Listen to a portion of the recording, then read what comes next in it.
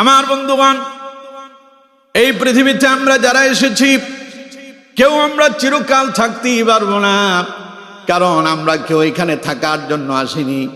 এখান থেকে আমাদেরকে যেতেই হবে। আবার যখন চলে যাব, যাওয়ার পরেই শেষ হয়ে যাবে না, বরং আমাদেরকে আবার যিনি পুনরায় জিন্দা করবেন তিনি কে? মানুষ যখন মরে যায়, মৃত মানুষকে আপনারা যখন কবরস্থ করেন, কবর দিতে গিয়া তার কবরে আপনারা 3 মুঠ মাটি ঢেলে দেন। দেন কি দেন না? মাটি দেওয়ার সময় আপনারা একটা দোয়া পড়েন না? পারেন তো? দেখি পড়েন আমার সঙ্গে।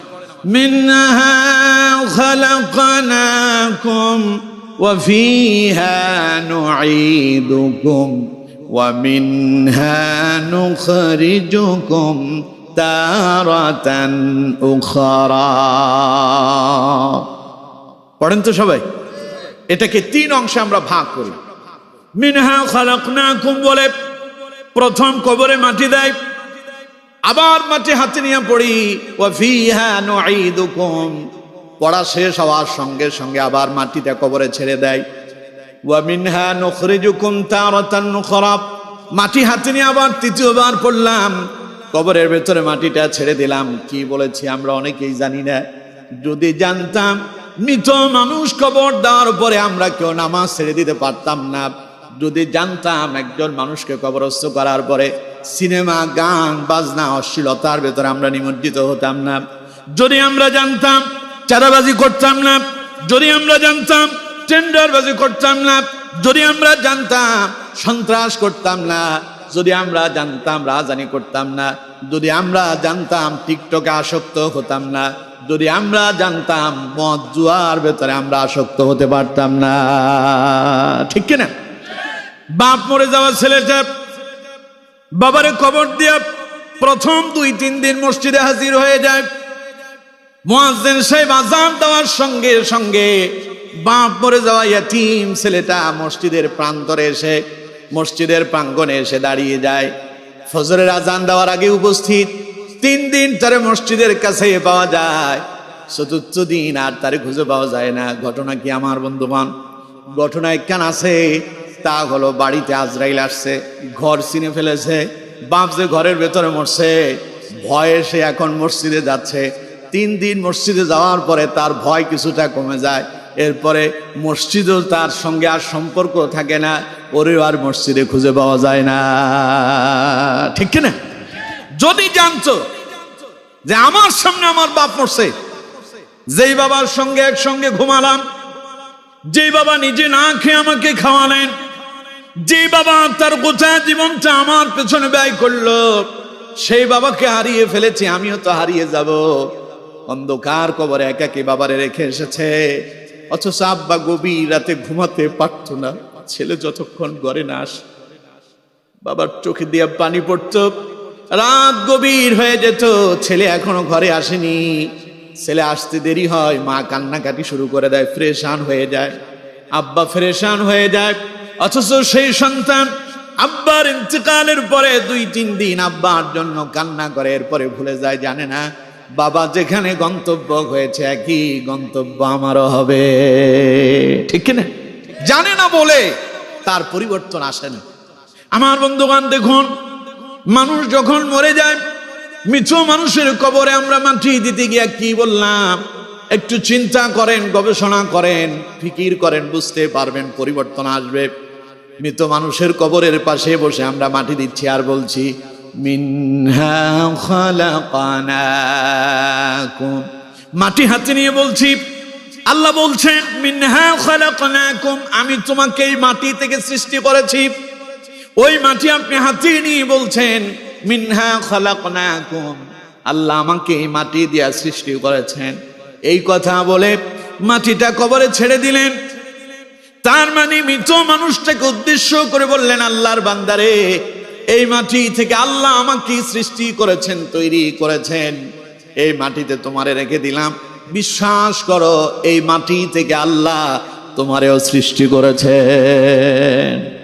আবার মাটি হাতে নিলেন, মাটি হাতে নিয়ে আবার বললেন ওয়া ফিহা নুঈদুকুম, আপনি বলতেছেন, আল্লাহ পাক বলছেন এই মাটির সঙ্গে একদিন তোমরা মিশে যাবা। মাটি হাতে নিয়ে বলতেছেন ওয়া ফিহা নুঈদুকুম, এই মাটি থেকে আমার সৃষ্টি করা হয়েছে, একদিন এই মাটির সঙ্গে আমি মিশে যাব। এই কথা বলে মাটিটা কবরে ছেড়ে দিলেন। তার মানে মৃত মানুষটারে লক্ষ্য করে বললেন, আল্লাহর বান্দারে, তোমাকে এই কবরে রেখে যাচ্ছি, অনন্তকাল তুমি এই কবরে এইভাবেই থাকবা না, বরং তুমি একদিন এই মাটির সঙ্গে মিশে যাবা। আমার আগেই তোমার আগমন হয়েছে, তুমি যেখানে আছো আমিও সেখানে আসতেছি। তুমি এইরকম অস্তিত্ব সম্পন্ন থাকবা না, একদিন তুমি এই মাটির সঙ্গে মিশে যাবা। আমার আগে তুমি এসছো, তোমার পরে আমি আসতেছি, সুতরাং এই কবরে তোমারে রেখে যাচ্ছি, চিরকাল তুমি এমন থাকবা না। আবার মাটি হাতে নিলেন, এবার আবার পড়লেন ওয়া মিনহা নুখরিজুকুম তারাতান উখরা। আল্লাহ বলছেন এই মাটি থেকে আবার তোমাদেরকে পুনরায় আমি আল্লাহ পাক জিন্দা করব। এই কথা বলে মাটিটা কবরে ছেড়ে দিয়া মৃত মানুষটারে বুঝালেন, আল্লাহর বান্দারে, এই মাটি থেকে আল্লাহ আমাকে সৃষ্টি করেছেন, তোমাকেও সৃষ্টি করেছেন। এই মাটিতে তুমি যেমন আজকে চলে গিয়েছো, তোমার মতো আমিও একদিন আসবো। তুমি এই মাটিতে চিরকাল এইভাবে থাকবা না, তুমি একদিন মাটির সঙ্গে মিশে যাবো, আমিও মাটির সঙ্গে মিশে যাব। এরপরে আবার পুনরায় এই মাটি থেকে তোমাকে আমাকে যিনি পুনরায় জিন্দা করবেন তিনি কে? এই কথা বলে কবরে মাটি দিচ্ছেন, অথচ জানেন না কি বলতেছে। জানবেন কি করে? কোরআন তো পড়েন না, কোরআন অধ্যয়ন করেন না, কোরআন তিলাওয়াত করে না। এইরকম অসংখ্য মানুষ আছে না নাই? আরো জোরে বলতে হবে, আছে না না? কোরআনের সাথে সম্পর্ক নাই। একটা সময় ফজরের পরে বিভিন্ন বাড়ি থেকে কোরআনের তিলাওয়াত শোনা যেত। বাড়িতে বাড়িতে মুক্তব ছিল, ছিল না? কথা বলে না কেন? ছিল না? বাড়িতে বাড়িতে মুক্তব ছিল। মুরব্বীরা সকাল বেলায় কোরআন তিলাওয়াত করত। বাড়ির বাইরে রাস্তা থেকে তিলাওয়াতের আওয়াজ শোনা যেত, আশেপাশের লোকেরা কোরআন তিলাওয়াত শুনতে পেত। কিন্তু দুর্ভাগ্য, এখন সকাল বেলা কোরআন তিলাওয়াতের আওয়াজ শোনা যায় না, বরং গান বাজনার আওয়াজ শোনা যায়। ঠিক কিনা? তো শান্তি আসবে কোত্থেকে? শান্তির জন্য আপনারা মিছিল করেন, মিটিং করতেছেন, স্লোগান দিচ্ছেন, প্রতিবাদ জানাচ্ছেন, আইন তৈরি করতেছেন, অথচ শান্তির মূল মন্ত্র যেটা সেখানেই যেতে পারেন নাই। সে কোরআন থেকে আপনারা দূরে সরে গেছেন বলে আর শান্তিও আমাদের থেকে বিদায় নিয়ে গেছে। এখন আর পরিবারে শান্তি নাই, বউতে শান্তি নাই, ঘরেতে শান্তি নাই, সমাজে শান্তি নাই, রাষ্ট্রে শান্তি নাই, চতুর্দিকে অশান্তির দাবানল ধাউ ধাউ করে জ্বলছে। আর সেখান থেকে বেরিয়ে আসার জন্য আন্দোলন, সংগ্রাম, মিছিল, মিটিং হচ্ছে, অথচ সেখান থেকে পরিত্রাণ পাওয়ার জন্য সৃষ্ট একটা মাধ্যম হচ্ছে আল্লাহর কোরআন। ওই আল্লাহর কোরআনের কাছে না এসে মানব রচিত আইনের পেছনে আমরা ঘুরছি বলে আজ পর্যন্ত বাংলাদেশের মানুষ শান্তির সুবাতাস দেখতে পায় নাই। ঠিক কিনা? শান্তি যদি দেখতে চান, কোরআনের বিকল্প নাই। কথা বলেন ঠিক কিনা? কোরআন আছে যেখানে শান্তি আছে, কোরআন নাই যেখানে শান্তি নাই। এই জন্য আমার বন্ধুগণ, আজ ঘরেতে শান্তি নাই। একটা সময় ছেলে, বাপ তার ছেলের বিবাহ করাবে, মেয়ে দেখতে গেলে জিজ্ঞাসা করতো, মা তুমি নামাজ কালাম পড়ো কিনা, পর্দায় থাকো কিনা? আচ্ছা, নামাজ পড়লে সূরা ফাতিহাটা একটু পড়ো তো দেখি, দোয়ায়ে কুনুতটা একটু পড়ো তো দেখি। এখন জিজ্ঞাসা করে? কথা কয় না? এখন জিজ্ঞাসা করে? এখন জিজ্ঞাসা করে যে তোমার ফেসবুকে ফলোয়ার কত, টিকটকে তোমার ফলোয়ার কত আছে, তোমার সাবস্ক্রাইবার কত হয়েছে। ঠিক কিনা? জোরে বলেন ঠিক কিনা? একটা টিকটকারকে ঘরের বউ পুত্রবধূ করে নিয়ে আসলো। ওই টিকটকারের যন্ত্রণায় এটা যে ঘরের ভেতরে টিকটিকির মতো যে এমন লাপানি লাপাইতেছে, কিছুক্ষণ পর পর টিকটিকি যেমন টিকটিক করে শব্দ করে, এটা ঘরের ভেতরে এমন টিকটিক শব্দ শুরু করেছে, গোটা ঘরটা জাহান্নামে পরিণত করেছে। ঠিক কিনা? অথচ আমার বন্ধুবান, শান্তির সুবাতাস পাওয়ার জন্য কোরআন এর বিকল্প নাই। আছে? আচ্ছা, কন্ত মসজিদে গেলে শান্তি লাগে না অশান্তি লাগে? সবাই বলেন, শান্তি লাগে না অশান্তি লাগে? মসজিদে আওয়ামী লীগ আছে না নাই? বিএনপি আছে না নাই? জামাত, হেফাজত, চরমনাই, আহলে হাদিস, সব দলের লোকেরা মসজিদে যায় নামাজ পড়ার জন্য। সমস্ত মানুষ যখন মসজিদে ঢুকে যায়, কে আওয়ামী লীগ, কে বিএনপি, কে জামাত, কে জাসদ, কে বাসদ, কে হেফাজত, কে চরমনাই, কে আহলে হাদিস, কোনো ভেদাভেদ নাই। কে এমপি, কে মন্ত্রী, কে চেয়ারম্যান, কে মেম্বার, কে সাধারণ জনগণ, কে নেতা, কে কর্মী, কে সাদা, কে কালো, কে ধনী, কে গরিব, কোনো ভেদাভেদ নাই। একজন আরেকজনের পাশে দাঁড়ায় যায়। একজন দাঁড়ালো, শরীর থেকে তার সুগ্রাম বেরোচ্ছে। আরেকজন রিক্সা চালায়া মসজিদে ঢুকে পড়েছে, শরীর থেকে গামের দুর্গন্ধ বেরোচ্ছে। একজন আরেকজনের পাশে দাঁড়ায় আছে, ওই যার শরীর থেকে সুগ্রাণ বের হয় তার বাপের ক্ষমতা নাই। রিক্সা চালক যার শরীর থেকে গামের দুর্গন্ধ বেরোচ্ছে তারে তার পাশ থেকে সরাইয়া দিতে পারে? পারে কি? কথা বলেন, পারে? এই ক্ষমতা কারো নাই। কারণ এখানে কোনো ধনী গরিবের ভেদাভেদ নাই। এখানে কোনো এমপি মন্ত্রীগিরি চলে না। এখানে কোনো চেয়ারম্যান মেম্বারগিরি চলে না। এখানে কোনো নেতা কর্মীর চেয়ারম্যানগিরি চলে না। এখানে কারো ক্ষমতা চলে না। এখানে ক্ষমতা একজনের, তিনি কে? এই জন্য এখানে গেলেই শান্তি মিলে। সুবহানাল্লাহ কোন? আর এখান থেকে বেরিয়ে যখনই জমিনে আসবেন দেখবেন অশান্তি। কারণ কি? মসজিদে আল্লাহর কোরআন। ইমাম সাহেব যদি সূরা ফাতিহা বাদ দিয়া নামাজ শুরু করলো সূরা বাকারা দিয়া, কোরআনের সবচাইতে বড় সূরা সূরাতুল বাকারা, এই সূরা দিয়ে যদি নামাজ পড়ানো শুরু করে, আপনারা কি সেই ইমামের পেছনে ইক্তেদা করবেন? কেন করবেন না? আপনারা জানেন লা সালাতা ইল্লা বিফাতিহাতিল কিতাব, সূরা ফাতিহা ছাড়া নামাজ হবে না। আপনারা এটা জানেন বলে ইমামের বাপের ক্ষমতা নাই, নামাজ শুরু করবে উনি সূরা ফাতিহা পড়বে না। তিনি জানেন এটা না পড়লে মুসল্লির কাছে জবাবদিহি করা লাগবে, ঠিক কিনা? আর মুসল্লিরাও এই ব্যাপারে খুব সচেতন। ইমামের ভুল হওয়ার দেরি, পেছনে মুয়াজ্জিন আছে, লোকমা মুয়াজ্জিন দেওয়ার আগেই পেছন থেকে রিকশা ড্রাইভারও লোকমা দেয় না? আচ্ছা, ইমাম সাহেব তখন কি বলে, এই মিয়া আপনি রিকশা চালান, আমার পেছনে দাঁড়ায় আপনি আমার নামাজে ভুল ধরলেন, লোকমা দিলেন, এই কাম আপনি কেন করছেন? পেছনে মুয়াজ্জিন আছে, তিনি তো আমার লোকমা দিতে পারতো, আপনি কেন করছেন? বলে কেন? বলে না। কারণ ইমাম মানি নেতা, ইমাম মানে কি? আর পেছনে যারা দাঁড়িয়ে আছে সবাই কর্মী। নেতার ভুল হলে এই কর্মীর দায়িত্ব হলো নেতার সংশোধন করায় দেওয়া, ঠিক কিনা? কারণ এখানে আল্লাহর কোরআন চলে, এই কোরআনের জ্ঞান আপনার কাছে আছে। মসজিদে নামাজ হবে, সূরা ফাতিহা দিয়ে শুরু করতে হবে। ইমাম সাহেব রুকুতে না গিয়া সেজদায় গেলে আপনারা কি সেই ইমামরে পেছন থেকে লোকমা দেবেন না? কেন দেবেন? ইমাম সাহেব আপনার ভুল হচ্ছে, তখন ইমাম সাহেব সোজা হয়ে যাবে। ইমাম যদি সোজা না হয়, একবার দুইবার তিনবার তিনি ভুল করতেছেন, একই ভুল তিনি বারবার করতেছেন। মাসালা হলো ইমাম সাহেবের পেছনে কলারটা চেপে ধরে টান মেরে পেছনে নিয়ে আসবেন, পেছনের জন সামনে গিয়ে ইমামতি করবেন। কারণ এটা মূর্খ ইমাম, এই ইমাম ইমামতি করার যোগ্যতা রাখে না, ঠিক কিনা? এখন আপনার কাছে কোরআনের এলেম এই জায়গায় আছে বলে আপনি ইমাম সাহেবের লোকমা দিতে পারেন, ইমাম আপনাকে বিরোধিতা করতে পারে না, ক্ষমতা নাই। কিন্তু রাষ্ট্রের দিকে তাকায় দেখেন, আপনার চেয়ারম্যান সাহেব দুর্নীতি করলো, আপনার এমপি সাহেব মন্ত্রী সাহেব দুর্নীতি করছে, আপনি যদি এমপি মন্ত্রী সাহেবের ভুল ধরতে যান, আপনার পা সঙ্গে থাকবে না, ঠ্যাং ভাইয়া আপনার ঘরের ভিতরে আপনার প্রতিবন্ধী করে বসায় রাখবে, ঠিক কিনা? কারণ কি? কারণ রাষ্ট্রে কোরআন নাই। রাষ্ট্রে কি নাই? সবাই বলেন রাষ্ট্রে কি নাই? এই জন্য রাষ্ট্রে কোরআনের দরকার আছে না নাই? জোরে বলতে হবে, আছে না নাই?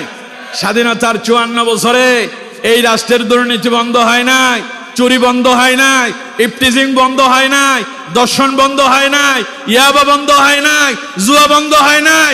বন্ধ হবে কি করে? স্বাধীনতার এই 54 বছরে আল্লাহর কোরআন দিয়ে রাষ্ট্র চলে নাই। একবার সিদ্ধান্ত গ্রহণ করেন, আগামীর পার্লামেন্ট যদি কোরআন দিয়ে সাজাতে পারেন, দেখবেন এই রাষ্ট্রে দুর্নীতি বন্ধ হবে, ইয়াবা বন্ধ হবে, চুরি বন্ধ হবে, মাদক বন্ধ হবে, রাষ্ট্রে শান্তি প্রতিষ্ঠিত হবেই হবে, ঠিক কিনা? এই জন্য কোরআন দিয়ে রাষ্ট্র পরিচালনার প্রয়োজন আছে না নাই? সুতরাং আমার বন্ধুগণ, শান্তির জন্য কোরআনের বিকল্প সবাই বলেন আছে কি? তাহলে আমার বন্ধুগণ, কোরআনের জ্ঞান নাই বলে মানুষ মরার পরে কবর দিয়ে আইসা তিনি মোবাইলের ভেতরে ঢুকে সিনেমা দেখে। কোরআনের জ্ঞান নাই বলে মানুষ মরার পরে আপন বাপের কবর দিয়ে আইসা ঘরের ভেতরে তিনি সিনেমার আসর বসান। ইন্না লিল্লাহি ওয়া ইন্না ইলাইহি রাজিউন। সুতরাং বন্ধুগণ আমার, এ কোরআন আমাদেরকে অধ্যয়ন করার প্রয়োজন আছে না নাই? কোরআন আমাদের তিলাওয়াতের প্রয়োজন আছে না নাই? এ কোরআন পড়লে কি সওয়াব হবে না গুনাহ হবে? সবাই বলেন সওয়াব হবে না গুনাহ হবে? প্রতি হরফে হরফে কত নেকি? রাসূল করিম সাল্লাল্লাহু আলাইহি ওয়াসাল্লাম বলছেন, মান ক্বারা হারফান মিন কিতাবিল্লাহি ফালাহু হাসানাতুন ওয়াল হাসানাতু বিআশরি আমসালিহা লা আকুলু আলিফ লাম মিম হারফুন ওয়ালাকিন আলিফ হারফুন ওয়া লাম হারফুন ওয়া মিম হারফুন। পড়েন আল্লাহু আকবার। নবীজি বলছেন, মান ক্বারা হারফান মিন কিতাবিল্লাহ, আল্লাহর কোন বান্দা যদি কোরআন থেকে একটি মাত্র হরফ তিলাওয়াত করে, ফালাহু হাসানাত, আল্লাহ পাক সঙ্গে সঙ্গে তারে একটা নেকি দান করে দেন। ওয়াল হাসানাতু বিআশরি আমসালিহা, এই নেকটারে আল্লাহ পাক এত পাওয়ারফুল করে দেন, ওই একটা নেকি 10টা নেকিতে রূপান্তরিত হয়ে যায়। লা আকুলু, রাসূল বলছেন আমি এই কথা বলি না আলিফ লাম মিম হারফুন, আমি বলি না যে আলিফ লাম মিম একটি হরফ, বরং আমি বলি আলিফ হারফুন ওয়া লাম হারফুন ওয়া মিম হারফুন। তার মানে কেউ যদি একবার পড়ে, পড়েন আমার সঙ্গে, আলিফ লাম মিম, পড়ছেন না? সবাই পড়েন না, আবার পড়েন, আলিফ লাম মিম। নবীজি বলেন কেউ যদি একবার পড়ে আলিফ লাম মিম, তার মানে সে 3টা হরফ তিলাওয়াত করলো, তার আমল নামাতে মুহূর্তের ভেতরে 30টা নেকি জমা হয়ে গেল। এখন যারা পড়েছেন আমার সঙ্গে, প্রত্যেকের আমল নামাতে 30টা করে নেকি যিনি জমা করলেন তিনি কে? আর যারা পড়েন নাই 30 নেকি থেকে বঞ্চিত হয়ে গেলেন, খামোখা বঞ্চিত হয়েছেন। মনে করছেন হুজুর পড়ুক, গিয়ে আমাদের পড়ার দরকার কি? এই যে হুজুর নামাজ পড়ুক, মুয়াজ্জিন সেই মসজিদে আজান দেখ, এটা ইমাম সাহেবের কাম। ইমাম সাহেবের কাম নামাজ পড়ানো, মুয়াজ্জিনের কাম আজান দেওয়া। আমরা তারে বেতন দেব, মসজিদে গিয়ে আমরা কি করব? ওনারা ওনাদের দায়িত্ব পালন করুক, এই চিন্তা করার কারণে আমাদের ভাগ্যের পরিবর্তন নাই। ঠিক কিনা? একটু বুঝাবুঝির ব্যাপার আর কি, আমরা বুঝি না বলেই আমরা বঞ্চিত হয়ে যাচ্ছি। সুতরাং বন্ধুগণ আমার, কোরআন পড়বেন সওয়াব হবে, কোরআনের সাথে সম্পর্ক করবেন সওয়াব হবে, এই কোরআনের জন্য বেঁচে থাকবেন তাতেও সওয়াব হবে, কোরআনের জন্য যদি জীবন দিতে পারেন তাতেও সওয়াব আছে না নাই? এজন্য আমার বন্ধুগণ, কোরআনের সাথে আমাদের সুসম্পর্ক গড়ে তুলতে হবে। আল্লাহ পাক আমাদের সকলকে কোরআনমুখী বানায়া দেন, পড়েন আমিন। তাহলে আমরা সবাই মরবো, শেষ হয়ে যাব। কথা বলেন, শেষ হবো? মরার পরে আবার পুনরায় আমাদেরকে যিনি জিন্দা করবেন তিনি কে? আরো জোরে বলেন, তিনি কে? যেই দিন আল্লাহ তাআলা আমাদেরকে পুনরায় জিন্দা করবেন, আমরা সবাই আল্লাহর সামনে দাঁড়াবো, সেই দিন দাঁড়ানোটা, সেই দিনের আল্লাহর সামনে দণ্ডায়মান হওয়াটা স্বাভাবিক কোনো বিষয় নয়, সেটা হবে এক অস্বাভাবিক বিষয়। সকল মানুষ আল্লাহর সামনে দাঁড়াতে হবে, এতে কোনো সন্দেহ আছে? ওই দিনকেই বলে ইয়াউমুল কিয়ামাহ, পুনরুত্থান দিবস। এখন যেমন দুনিয়া আছেন, তখন আবার দুনিয়ায় আসবেন। আল্লাহ রাব্বুল আলামিন এই প্রসঙ্গে কোরআনুল কারীমে অত্যন্ত চমৎকার ভাবে তুলে ধরেছেন, আল্লাহু লা ইলাহা ইল্লা হুয়া লা ইয়াজমা'আন্নাকুম ইলা ইয়াউমিল কিয়ামাতি লা রাইবা ফীহি ওয়া মান আসদাকু মিনাল্লাহি হাদিসা। আল্লাহ পাক বলছেন, আল্লাহু লা ইলাহা ইল্লাহু, তিনি আল্লাহ, যিনি ছাড়া আর কোনো ইলাহ নাই। লা ইয়াজমা'আন্নাকুম ইলা ইয়াউমিল কিয়ামাহ, তিনি ওয়াদা করছেন তিনি তোমাদের সকলকে কিয়ামতের ময়দানে এইভাবে এক জায়গায় একত্রিত করবেন, শামিল করবেন। লা রাইবা ফি, এতে কোনো ভুল নাই, কোনো সন্দেহ নাই। ভুল থাকবে তো পরের কথা, আল্লাহ রাইবা শব্দ ব্যবহার করছেন, রাইবা মানে সন্দেহ। লা রাইবা ফি, এতে কোনো সন্দেহই নাই। আল্লাহর সামনে যে আমরা দাঁড়াবো, কি আশ্চর্য ব্যাপার, কি অবাক করা ব্যাপার। কি করে আল্লাহ আমাদেরকে জিন্দা করবেন? আমরা তো মরে যাব। আমরা কবর খনন করলে পুরনো কবর পাই, শুধু হাড় গোড়, মাথার খুলি পড়ে আছে, কোনো চোখ নাই, কোনো হাত নাই, অঙ্গ প্রত্যঙ্গ নাই। হাড় যেটা পেলাম ওটা যে কোন অঙ্গের হাড় তাও আমরা কেউ জানি না। তাহলে আল্লাহ কেমনে আমাদেরকে জিন্দা করবেন? এটা কি একটা আশ্চর্যকর ব্যাপার নয়? কথা বলেন, আশ্চর্যকর ব্যাপার নয়? এটা অবাক ব্যাপার। কিভাবে এটা সম্ভব হবে? আমার বন্ধুগণ, রাসূল করিম সাল্লাল্লাহু আলাইহি ওয়াসাল্লাম তিনি যখন মক্কায় কাফেরদেরকে কিয়ামত দিবসের ব্যাপারে সতর্ক করতে লাগলেন, ভয় করো, আল্লাহকে ফিরে আসো, আল্লাহর পথে, কাফেরেরা রাসূলুল্লাহ সাল্লাল্লাহু আলাইহি ওয়াসাল্লামের কথাগুলোকে অস্বীকার করতে লাগলো। তারা মুহাম্মদ সাল্লাল্লাহু আলাইহি ওয়াসাল্লামকে কেউ বা বলল মাজনুন, পাগল, কেউ বা বলল কাজ্জাব, মিথ্যাবাদী, কেউ বা বলল সিহরুম মুবিন, স্পষ্ট জাদুকর। এত কথা বলার পরেও বিশ্বনবী মুহাম্মদুর রাসূলুল্লাহ সাল্লাল্লাহু আলাইহি ওয়াসাল্লাম পাল্টা কোনো প্রতিবাদ করলেন না, বরং তাদেরকে সতর্ক করে গেলেন, তাদেরকে সাবধানতার দিকে তাদেরকে রাসূলুল্লাহ ডাকলেন। ভয় করো, আল্লাহকে সতর্ক হয়ে যাও, সাবধান হয়ে যাও।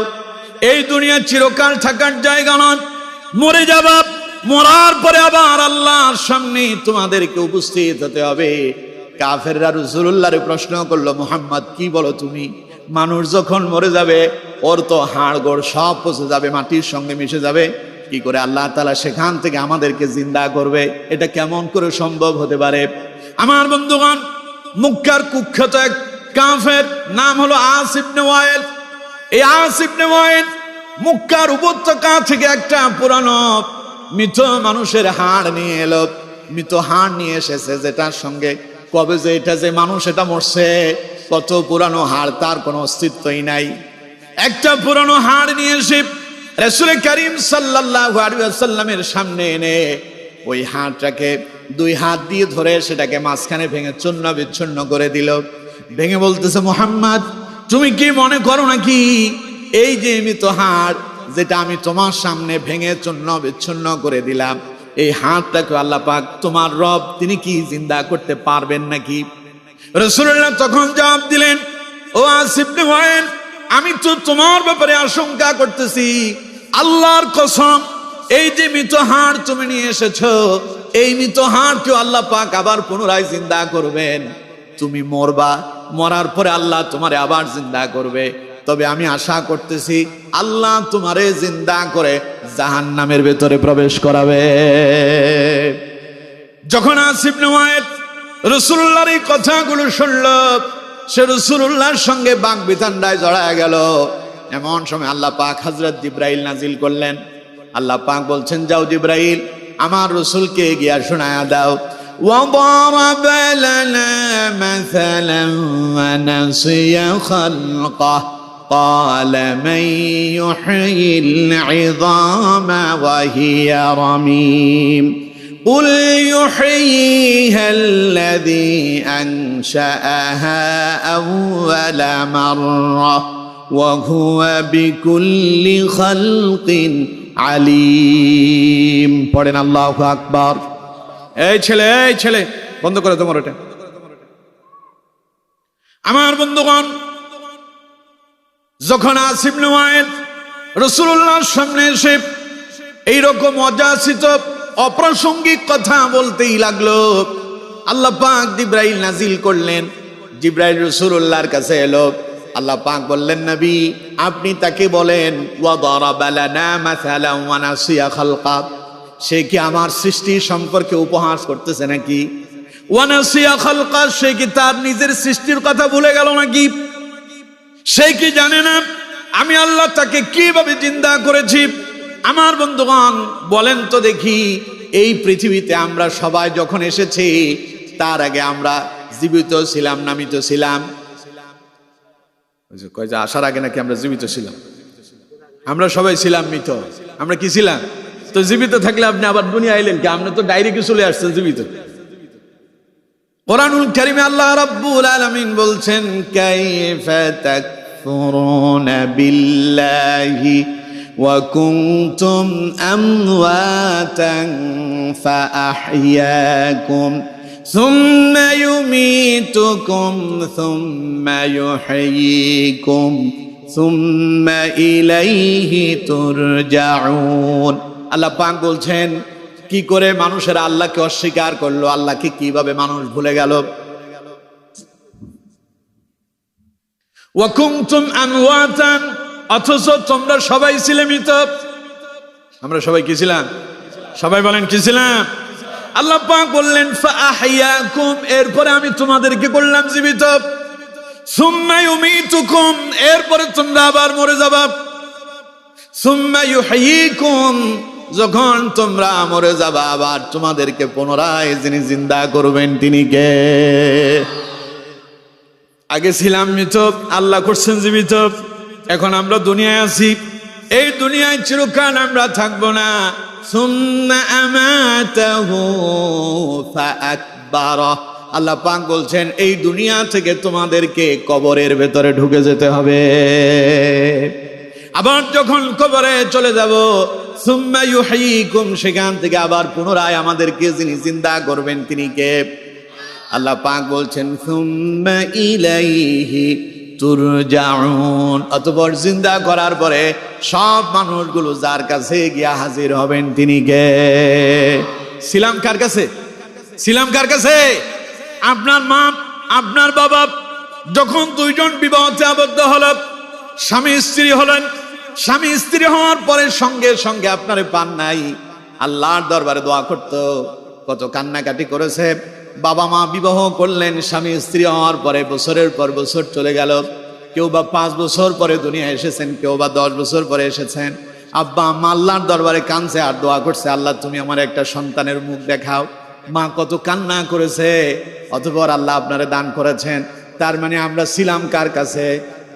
আল্লাহ রাব্বুল আলামিন বলছেন লিল্লাহি মুলকুস সামাওয়াতি ওয়াল আরদ ইয়াখলুকু মা ইয়াশা ইউহাবু লিমান ইয়াশাউ ইনাসা ওয়া ইউহাবু লিমান ইয়াশাউ যুকুর আও ইউযাওয়িজুহুম যুকরানা وإناثا ويجعل من يشاء عقيما।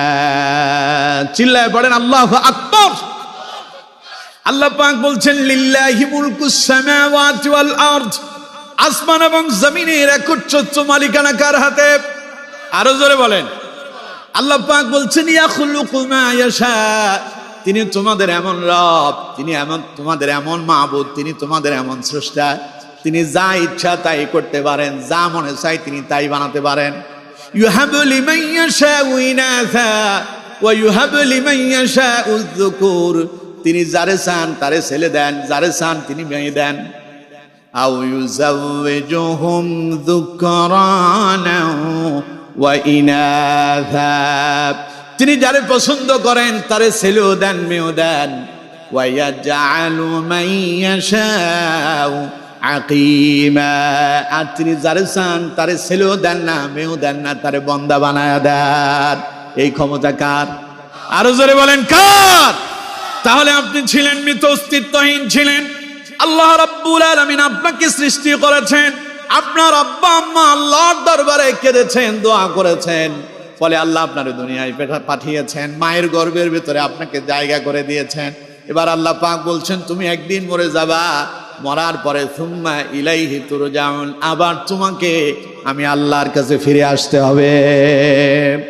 আস ইবনে ওয়াইল যখন রাসূলুল্লাহকে বলল মুহাম্মদ তুমি বলো কিভাবে আল্লাহ রাব্বুল আলামিন তোমার রব কি করে মৃত হাড়ের ভেতরে তিনি রূহের সঞ্চার ঘটাবেন, এটা কিভাবে সম্ভব হবে? আল্লাহ পাক বলছেন ওয়া দারাবা লানা মাসালান ওয়া নাসিয়া খালকা, সে কি আমি আল্লাহর সৃষ্টি সম্পর্কে উপহাস রচনা করতেছে নাকি? সে কি তার নিজের সৃষ্টির কথা ভুলে গেছে নাকি? আল্লাহ রাব্বুল আলামিন বলছেন নবী, সে আপনাকে বলছে ক্বালা মান ইউহয়িল ইযামা ওয়া হিয়া রামীম, মানুষ যখন মরে যাবে তার শরীরের গোশতগুলো যখন পচে যাবে, হাড়গুলো যখন পচে যাবে, গলে যাবে, নিঃশেষ হয়ে যাবে, কে আবার ওটার ভিতরে পানের সঞ্চার ঘটাবে? কে ওটাতে রূহ দিবে? কে ওটারে আবার জিন্দা করবে? এটা কিভাবে সম্ভব হবে? আল্লাহ রাব্বুল আলামিন তখন বললেন নবী শোনায়া দেন, ক্বালা কুল ইউহয়িহাল্লাযী আনশাআহা আউওয়ালা মাররাহ ওয়া হুয়া বিকুল্লি খালকিন আলিম। কুল, আপনি বলুন, ইউহয়ি, ওটাতে তিনি প্রাণের সঞ্চার ঘটাবেন, ওটাকে তিনি আবার পুনরায় জিন্দা করবেন। আনশাআহা আউওয়ালা মাররা, যিনি এটাকে প্রথমবার সৃষ্টি করেছেন পুনরায় তিনি আবারও সৃষ্টি করবেন। প্রথমবার আমাদেরকে কে সৃষ্টি করেছেন? আরো জোরে বলতে হবে, কে? দ্বিতীয়বারও তিনি আমাদেরকে সৃষ্টি করবেন, কারণ ওয়াহুয়া বিকুল্লি খালকিন আলিম, তিনি তার সৃষ্টি সম্পর্কে ভালোই অবগত। কিভাবে মানুষ সৃষ্টি করতে হয় এটা কে জানেন? সবাই বলেন, কে জানেন? আল্লাহ সৃষ্টি করার জন্য কোনো কিছুর প্রয়োজন নাই। আল্লাহ শুধু বলবেন কোন হয়ে যাও, ফায়াকুন, সঙ্গে সঙ্গেই হয়ে যাবে। তার মানে আল্লাহ বলতে দেরি হবে, আমরা আবার পুনরায় সৃষ্টি হতে কোনো দেরি হবে না। পড়েন আল্লাহু আকবার। হযরত ইব্রাহিম আলাইহিস সালাম, নাম শুনছেন তো? নাম শুনছেন? কে? ইব্রাহিম আলাইহিস সালাম কে? জাতির পিতা। ইব্রাহিম আলাইহিস সালাম কে? মুসলিম জাতির মিল্লাতের পিতা। সুবহানাল্লাহ। কোন? যেই সেই নবী নন, যেই সেই পয়গম্বর নন, বিশাল এক মহান আল্লাহ পাকের বন্ধু ছিলেন। তিনি ছিলেন খলিলুল্লাহ, আর আমাদের রাসূল ছিলেন হাবিবুল্লাহ। দুইজনই বন্ধু ছিলেন। ইব্রাহিম আলাইহিস সালাম আল্লাহর প্রেমে মাতোয়ারা, আর আল্লাহ তার রাসূল মুহাম্মদ সাল্লাল্লাহু আলাইহি ওয়াসাল্লামের প্রেমে মাতোয়ারা। সুবহানাল্লাহ। কোন? আল্লাহ যা চান ইব্রাহিম আল্লাহর জন্য তাই করেছেন, আর মুহাম্মদ সাল্লাল্লাহু আলাইহি ওয়াসাল্লাম যা চেয়েছেন আল্লাহ তার রাসূলের জন্য তাই করে দিয়েছেন। সুবহানাল্লাহ। এই যে আমার আগে মাওলানা সাহেবরা মেরাজ নিয়ে আলোচনা করছিল, আল্লাহ রাসূলুল্লাহ যখন আসতেছিলেন মেরাজ থেকে, আসার সময় উম্মতের জন্য হাদিয়া স্বরূপ নামাজ দিয়েছিলেন কয় ওয়াক্ত? 50 ওয়াক্ত। নবীজি 50 ওয়াক্ত নিয়েই রওনা হয়েছে। প্রতিমধ্যে মুসা আলাইহিস সালামের সঙ্গে সাক্ষাৎ। মুসা আলাইহিস সালাম বলতেছেন, হে আল্লাহর পয়গম্বর, এই আখিরি জামানার নবী মুহাম্মদ সাল্লাল্লাহু আলাইহি ওয়াসাল্লাম, আল্লাহ তাআলা আপনি যে ফেরত আসতেছেন উম্মতের জন্য কি হাদিয়া দিল? নবীজি বললেন, আল্লাহ আমার উম্মতের জন্য 50 ওয়াক্ত নামাজ দিয়েছে। হযরত মুসা বললেন, ও আল্লাহর পয়গম্বর, আল্লাহর হাবিব, আপনি ফেরত যান। আমি তো বনি ইসরাইলের নবী, আমার উম্মতেরা খুব শক্তিশালী ছিল, সবল ছিল। আপনার উম্মতেরা দুর্বল, ওরা দৈনিক 50 ওয়াক্ত নামাজ পড়তে পারবে না। যান, আপনি ফেরত যান। আল্লাহ কি গিয়া বলেন তিনি যেন কিছুটা কমায়া দেন। রাসূলুল্লাহ ফেরত গেলেন আল্লাহর কাছে। আল্লাহ পাক জিজ্ঞাসা করলেন, নবী কেন আবার এলেন? রাসূলুল্লাহ বলতেছেন, আল্লাহ, আমি যাওয়ার সঙ্গে বনি ইসরাইলের নবী মুসার সঙ্গে সাক্ষাৎ হয়েছিল। মুসা আলাইহিস সালাম আমারে আপনার কাছে ফেরত পাঠালেন। আপনি যে 50 ওয়াক্ত দিয়েছেন, আমার উম্মত নাকি দুর্বল হবে, তারা নাকি 50 ওয়াক্ত পড়তে পারবে না, দয়া করে একটু কমায়া দেন। আল্লাহ পাক বললেন, নবী যান, 10 ওয়াক্ত কমায়া দিলাম, বাকি থাকলো কত? 40। যান, 40 ওয়াক্ত নিয়ে যান। রাসূলুল্লাহ খুশি। কেন খুশি? কেন খুশি জানেন? কারণ নামাজ হলো এমন এক ইবাদত, রাসূল করিম সাল্লাল্লাহু আলাইহি ওয়াসাল্লাম বলেছেন, বান্দা যখন নামাজে দাঁড়ায় যায়, ওই বান্দার সঙ্গে আল্লাহর দিদার হয়ে যায়। রাসূলুল্লাহ বলেছেন, as-salatu mi'rajul mu'minin, মুমিন যদি আল্লাহর সঙ্গে সাক্ষাৎ করতে চায়, সে যেন নামাজে দাঁড়ায় যায়। মুমিনের মেরাজ হলো নামাজ। রাসূলুল্লাহ মেরাজ করার জন্য কোথায় গেলেন? 7ম আসমানে সিদরাতুল মুনতাহা অতিক্রম করে আল্লাহ পাকের আরশে আজিমের মেহমান হয়েছে। কিন্তু আল্লাহ তার রাসূলে বললেন, নবী 50 ওয়াক্ত নামাজ দিলাম, নিয়ে যান। আপনার উম্মতের নামাজে দাঁড়ালে আমি তাদের সঙ্গে কথা বলবো। সুবহানাল্লাহ। কোন? আসলে আল্লাহ যে আমাদের সঙ্গে কথা বলে বিশ্বাস হয়? আমাদের কান নাই, আমরা শুনি না। আমাদের সেই চোখ নাই, আমরা দেখি না। হাদিসের ভেতরে এসেছে, রাসূলুল্লাহ বলেছেন, বান্দা যখন নামাজে দাঁড়ায় পড়ে আলহামদুলিল্লাহি রাব্বিল আলামিন, আল্লাহ পাক তখন জবাব দেন বান্দার তিলাওয়াতের শেষ হওয়ার সঙ্গে সঙ্গে। আল্লাহ রাব্বুল আলামিন বলেন, হামিদানি আবদি, আমার বান্দারে তুই তো আমার প্রশংসা করেছিস, কি বলতে চাস আর? এবার আমরা বললাম আর রহমানির রহিম। আল্লাহ পাক বলেন, আসনা আলাইয়া আবদি, বান্দা তুই তো আমার শ্রেষ্ঠত্বের কথা বর্ণনা করলি, আর কি বলতে চাস? এবার আমরা পড়লাম মালিকি ইয়াউমিদ্দিন। আল্লাহ পাক তখন জবাব দেন, মানজাদানি আবদি, আমার বান্দা তুই আমার শ্রেষ্ঠত্বের কথা, আমার ক্ষমতার কথা বললি, আর কি বলতে চাস? এবার আমরা পড়লাম ইয়াকা না'বুদু ওয়া ইয়াকা নাস্তাঈন। এবার আল্লাহ পাক জবাব দেন, হাযা বাইনি ওয়া বাইনা আবদি, আমার বান্দা, এটা তোর আর আমার মাঝে সীমাবদ্ধ থাকলো, এটা তোর আর আমার ভেতরে সেতু বন্ধন। তুই স্বীকার করলি আমি তোর রব, তুই আমার গোলাম, তোর সাথে আমার সম্পর্ক রব আর গোলামের। আমার বান্দা আর কি বলতে চাস?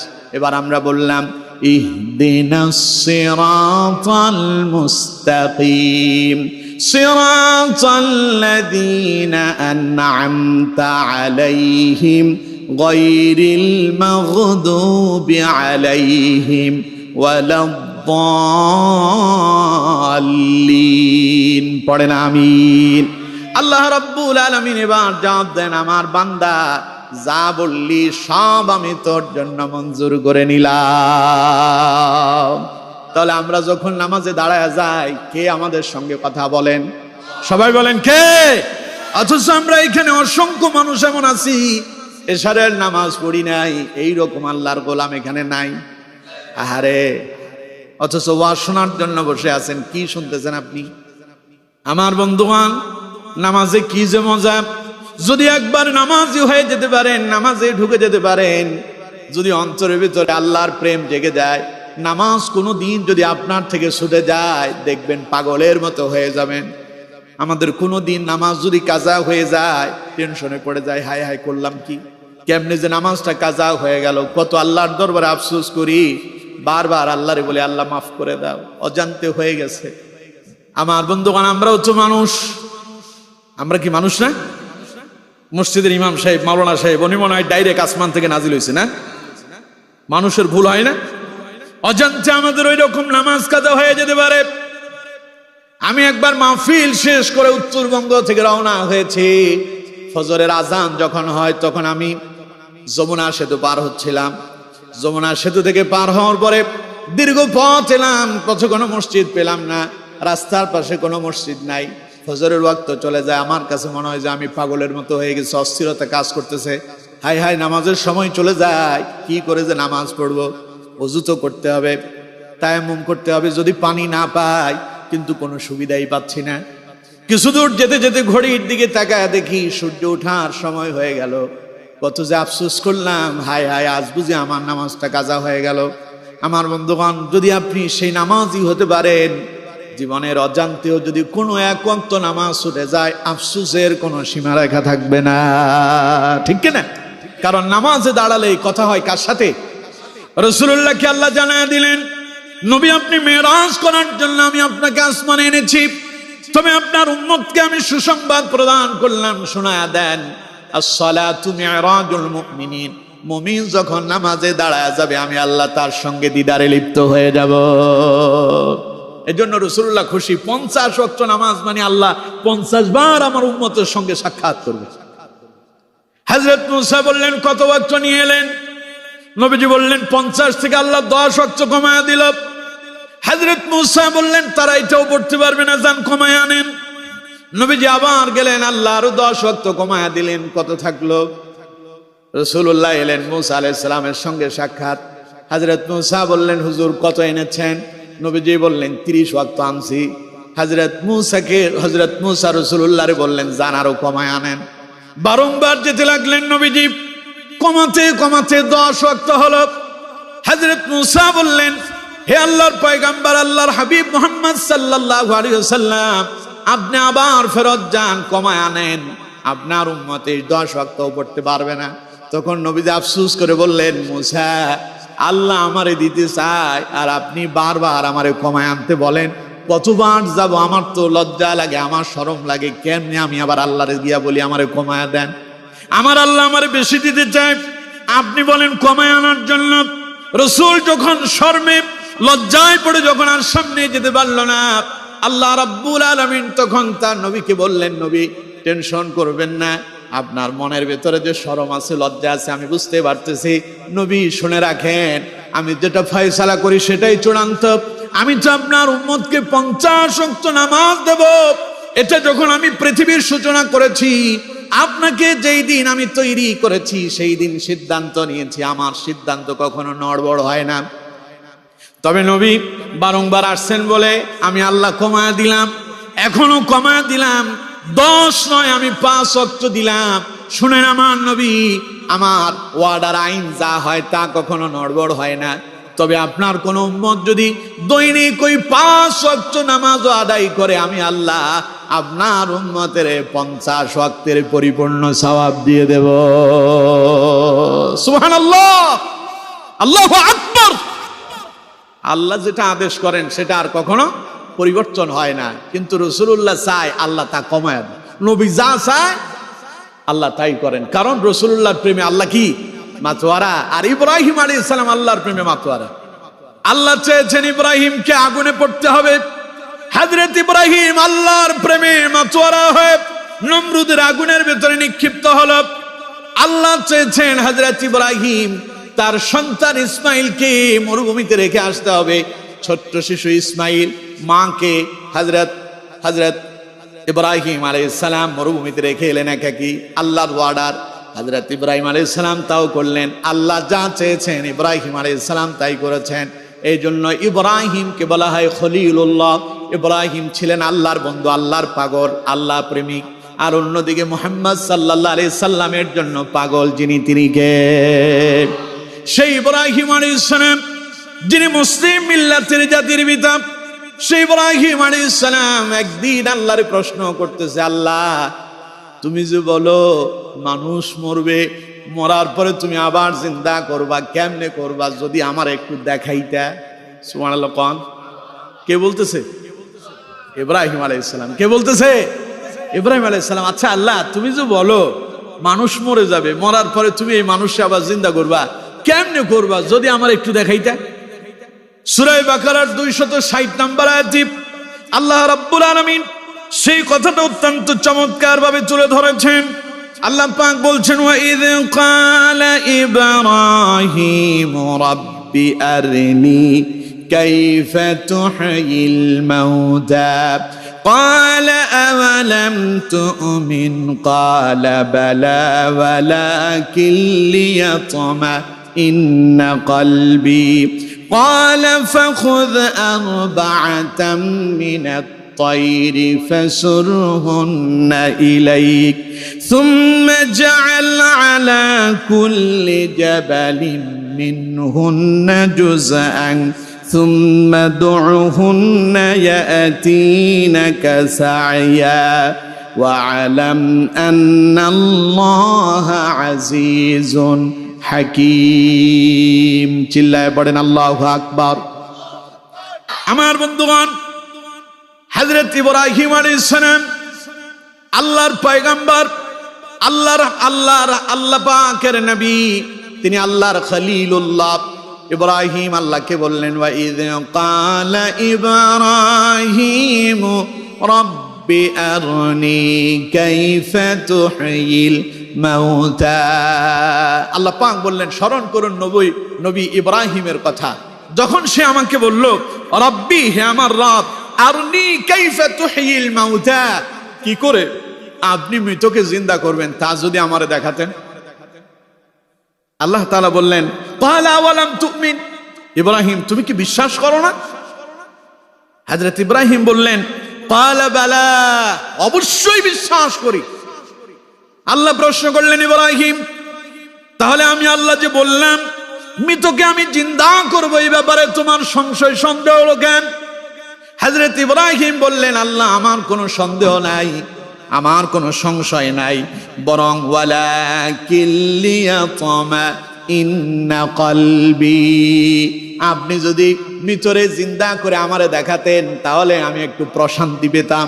কারণ এই কাফেরের আন্দা বাচ্চারা, এরা যে ইসলামের বিরোধিতা করতেছে, আপনি যে এদেরকে পাকড়াও করবেন, আপনি যে এদেরকে ধরবেন, এরা যে কঠিন শাস্তির সম্মুখীন হবে, এই দৃশ্যটা আমি দেখার জন্যই তাদেরকে কিভাবে আপনি আবার জিন্দা করবেন, পাকড়াও করবেন, এই জন্য আমি দেখতে চাই মৃতকে আপনি কিভাবে জিন্দা করেন। সুবহানাল্লাহ। আমি যদি দেখি ক্বালা বালা ওয়ালাকিন লিয়াতমাইন্না কলবি, বিশ্বাস করে আপনি মৃতকে জিন্দা করবেন, কোনো সন্দেহ নাই, তবে একটু দেখলে আমার কলিজাটা শীতল হতো, আমি একটু প্রশান্তি পেতাম। আল্লাহ রাব্বুল আলামিন কিভাবে মৃতকে জিন্দা করবেন সেটাকে, মৃতকে জিন্দা করে আল্লাহ পাক হযরত ইব্রাহিম আলাইহিস সালামকে তা তিনি দেখা দিলেন। সুবহানাল্লাহ। কিভাবে দেখালেন শুনুন, আল্লাহ পাক বলছেন قال فخذ أربعة من الطير فسرهن إليك। আল্লাহ পাক বললেন ইব্রাহিম তাহলে এক কাজ করো, 4টা পাখি ধরো। কয়টা? 4টা পাখি ধরো। قال فخذ أربعة من الطير, 4টা পাখি ধরো, فسرهن إليك, আর ওগুলোর জবাই করো, কেটে টুকরো টুকরো করে ফেলো, সবগুলোর গোশত গুলোর কিমা বানায় ফেলো, এই সবগুলোর একসাথে মিশ্রিত করে ফেলো। ثم جعل على كل جبل منهن جزءا, আর এই গোশতগুলোকে আলাদা আলাদা করে খণ্ডে খণ্ডে বিভিন্ন পাহাড়ের উপরে রেখে আসো। ثم ادعهن يأتينك سعيا, এরপরে তুমি তাদের নাম ধরে ডাক দাও, দেখবা সবগুলো পাখি জিন্দা হয়ে তোমার কাছে ফিরে আসবে। তার মানে ইব্রাহিম আলাইহিস সালাম যে পাখিদের নাম ধরে ডাকবে, এখান থেকে বোঝা যায় আগে সেই পাখিগুলোর সাথে ইব্রাহিমের পরিচয় হওয়ার দরকার আছে। এখন কেমনে পরিচয় হবে? মুফাসসিরিনে কারাম লিখেছেন, তাফসিরে কুরতুবিতে এসেছে, হযরত ইব্রাহিম আলাইহিস সালামকে আল্লাহ পাক বললেন তুমি ছোট্ট ছোট্ট 4টা পাখির বাচ্চা পোষো, পাখির ছানা ধরে নিয়ে আসো। হযরত ইব্রাহিম আলাইহিস সালাম পাখির ছানা ধরে আনলেন। আমাদের দেশে দেখবেন ছেলে মেয়েরা ময়না পাখি পালে, টিয়া পাখি পোষে, আছে না এরকম? সব পাখি গাছে গাছে উড়ে, আর ময়না পাখি টিয়া পাখি যে পোষে ওটা তার ঘাড়ের উপরে আর মাথার উপরে ঘুরে, ঠিক কিনা? আবার ওটার নামও আছে, ওর নাম ময়না, ওর নাম দেওয়া হয়েছে টিয়া। ময়নারে টিয়া বলে ডাক দিলে টিয়া, ময়নাটা টিয়া হয়ে উপস্থিত হয়ে যায়। ওর নাম দিল মিঠু। আগে দেখেছি ছোটবেলায় একটা কার্টুন দেখানো হতো বিটিভিতে, কি নাম ছিল? মিনারজ। তখন তো বাবার খুব শাসন ছিল, টেলিভিশন দেখবো তো পরের কথা। আমাদের বাড়িতে আমার আব্বার ভয়ে কেউ বাড়ির ভেতরে টেলিভিশন ঢুকাইতে পারে না। আমার আব্বা বলতো যদি টেলিভিশন রাখা জায়েজ হতো, আমি প্রতি রুমে রুমে টেলিভিশন দিতাম, যে কেউ যেন একজন আরেকজনের রুমে যাওয়া না লাগে। তা আত্মীয় স্বজনের বাড়িতে যেতাম। একবার খালার বাসায় গেলাম বেড়াতে, তো খালার বাসাতে যাওয়ার পরে খালাদের বাসায় একটা টেলিভিশন আসছে, দেখি যে সেখানে ওনারা টেলিভিশন অন করছে, আমার ছোট খালাতো ভাইরা টেলিভিশন দেখতেছে। তখন আমি মাদ্রাসার ছাত্র, যাই দেখি যে ওরা মিনারাজু কার্টুন দেখতেছে। তো সেটার প্রতি খুব আসক্ত হয়ে গেলাম, ওটার প্রেমে পড়ছি। কারণ ওইখানে দেখি যে একটা পাখি উড়ে যায়, ওই পাখি কথা বলে, ওটার নাম দেওয়া হয়েছে মিঠু। টিয়া পাখির নাম কি? মিঠু। মিঠু বলে ডাক দিলে ওটা উপস্থিত হয়ে যায়। ওইগুলো তো অনেক শিক্ষণীয় কথা ছিল, এখন আর সেগুলো নাই। এখন যেগুলো ঢুকছে এগুলো দেখলে জীবন বরবাদ হয়ে যাবে, ঠিক কিনা? জোরে বলতে হবে, ঠিক কিনা আমার বন্ধুগণ? তো এখন এই পাখিগুলো আমার দেশের ছেলেবেলেরা পোষে, পাখির নাম ধরে ডাক দিলে, যদিও পাখি ময়না নাম দিছে আরেকটা, পাখি টিয়া নাম দিছে আরেকটা, নাম ধরে ডাক দিলে পাখি গাছে থাকুক যেখানেই থাকুক উড়ে এসে তার ঘাড়ের উপরে বসে। আমার বন্ধুগণ, তাফসীরে কুরতুবীর ব্যাখ্যা হলো এই, হযরত ইব্রাহিম আলাইহিস সালামকে আল্লাহ পাক এই রকম ছোট ছোট বাসা থেকে ধরে আনা 4টা পাখি পোষার জন্য বললেন। হযরত ইব্রাহিম আলাইহিস সালাম 4টা পাখি পোষলেন এবং 4টার আলাদা আলাদা 4টা নাম দিলেন। এই পাখিগুলোর সঙ্গে হযরত ইব্রাহিম আলাইহিস সালামের ভালো একটা আন্ডারস্ট্যান্ডিং সম্পর্ক হয়েছে। ইব্রাহিম আলাইহিস সালাম যেখানে যায় পাখিগুলো সেখানেই চলে যায়। ইব্রাহিম আলাইহিস সালাম ডাকলেই পাখিগুলো হাজির হয়ে যায়। ইব্রাহিম আলাইহিস সালামের মাথার উপরে বসে, গাড়ির উপরে বসে ঘরের ভেতরে বিচরণ করে। এবার আল্লাহ রাব্বুল আলামিন বললেন ইব্রাহিম, আল্লাহ পাক বললেন ফাখুয আরবাআতাম মিনাত তায়রি ফাসুরহুন্না ইলাইক। ইব্রাহিম এবার তুমি তোমার এই পাখিগুলোরে জবাই করো, শরীরের পশমগুলো আলাদা করো, গোশতগুলো কেটে ফেলো, কেটে কেটে এগুলোকে টুকরো টুকরো করে ফেলো, কিমা বানায় ফেলো, যেন কোনো অস্তিত্বই খুঁজে না পাওয়া যায়। সবগুলোকে হযরত ইব্রাহিম আলাইহিস সালাম সেইভাবে জবাই করলেন, গোশতগুলো কেটে কেটে আলাদা করলেন, কিমা বানায় ফেললেন। এবার আল্লাহ পাক বললেন সুম্মা জাআল আলা কুল্লি জাবালিন মিনহুন্না জুযা, যাও এগুলোকে পাহাড়ের উপরে আলাদা আলাদা করে রেখে আসো। হযরত ইব্রাহিম আলাইহিস সালাম সবগুলো আলাদা আলাদা করে রাখলেন। এবার আল্লাহ পাক বললেন সুম্মা দুউহুন্না ইয়াতিনাকা সায়া। ইব্রাহিম তুমি এগুলোর এবার নাম ধরে ডাক দাও, কারণ এগুলোর আলাদা আলাদা কি আছে, নাম আছে। ইব্রাহিম আলাইহিস সালাম যখন নাম ধরে ডাক দিলেন, আল্লাহ পাক বলবেন তুমি দেখতে পাবে ইয়াতিনাকা সায়া, সবগুলো জীবিত হয়ে উড়ে উড়ে আবার তোমার কাছে উপস্থিত হয়ে যাবে। তাফসীরের ব্যাখ্যা হচ্ছে হযরত ইব্রাহিম আলাইহিস সালাম পাখিগুলোকে একটি মা বানায়া পাহাড়ের উপরে রেখে এলেন। এবার নাম ধরে যখন ডাক দিল, মুহূর্তের ভেতরে যেই পাখিটা যেমন ছিল ঠোঁটটা ঠোঁটের জায়গায় লেগে গেল, চোখগুলো চোখের জায়গায় লেগে গেল, ডানাগুলো জায়গা মতো সেট হয়ে গেল, পাগুলো তাদের নিজ নিজ জায়গা মোতাবেক সেট হয়ে গেল। আমার বন্ধুগণ, হযরত ইব্রাহিম আলাইহিস সালাম নাম ধরে ডাক দিতে দেরি হলো, পাখিগুলো জিন্দা হয়ে ইব্রাহিম আলাইহিস সালামের কাছে আসতে দেরি হলো না। সুবহানাল্লাহ বললেন না তো?